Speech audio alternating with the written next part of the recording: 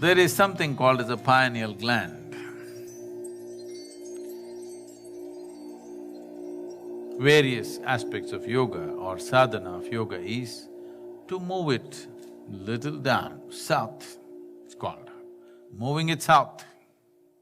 This is the symbolism of Shiva turning south because his third eye moved south. What was up here came down between the two eyes. The moment it came here, he saw things that nobody had ever seen. Now, if this happens in a certain way, the secretions of the pineal, which in yoga is referred to as amrit or amrita or amrutam probably in Sanskrit, this amritam either can be taken into the system to strengthen the system and increase or extend the longevity of the system. Or this amrita can be taken to create blissfulness in the system, like a drug. It can just blow you away. Or you can use this amrita to enhance your perception that you can become like thin air because everything that is here passes through you. Right now, air passes only through your nostrils and you know if it doesn't pass, you're gone. If this air can pass through right across you, some of you might at some moment felt when you're very carefree and joyful, you stood in the breeze, it feels like breeze is passing through you. And you become 100% transparent. That is because you've used your amrita to bring sensitivity to the system. So these are three fundamental ways.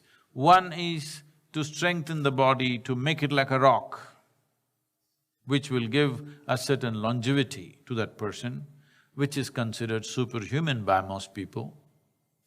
Or to bring such a level of drunkenness and blissfulness within you that you don't care how long you live. Or to make yourself like thin air, that your perception is super hyped because there is absolutely no resistance to the system. The same secretions of the pineal gland can be used in three different ways. This amrita or this secretion of the pineal gland will play the right kind of role in the system. When I say right, in my perception, only if it enhances your perception, it is right, because if you do not enhance your perception, your life doesn't get enhanced in any way. It only gets enhanced in somebody else's eyes. If you become like a rock, your experience of life may not change. It is just other people think you're fantastic.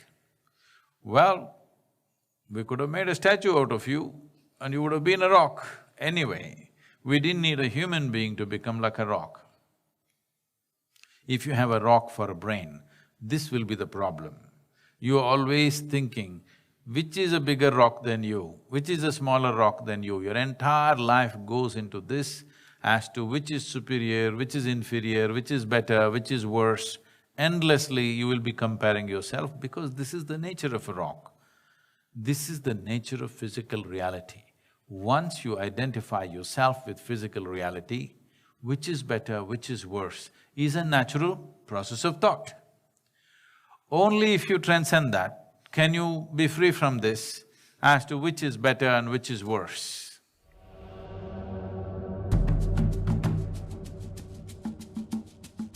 When one masters one's Mooladhara, which got referred to as Kaya Kalpa, you become like a rock. You want to make the body last for a millennia or more. When Swadhisthana sadhana is done, a burst of energy happens. One can deliver a god, but you may lose your body. If you bring any sound to Manipura without opening your mouth, the very body reverberates the sound. When one is dominant in their anahata, they start hearing things. A reasonably stable person can go crazy. The moment Vishuddhi is active, you become occult competent. Disembodied beings will naturally move towards you. Agna means there is clarity. The level of freedom it gives you is tremendous. The Sahasrar is total madness.